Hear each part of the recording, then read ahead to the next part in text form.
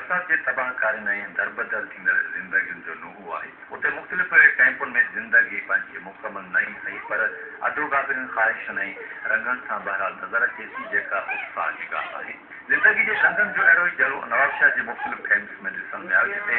मुख्तलिफ नेक मर्दन ऐं ख़ैर ख़ान जी कोशिशुनि सबबि अॼु खां महरूम बणियल कुझु जोड़नि जी शादी मुनक़द कराई वई। ही गीत नवाबशाह जी सादका कारून जे रवासी भाइरनि साजिद ऐं माजिद जी शादी आहिनि जिन खे वहम गुमान में न हुयो त संदन शादी खां पोइ बरसात ईअं आफ़त बंदी संदन घरनि खे गिरकाए वेंदी ऐं खेनि कैंपुनि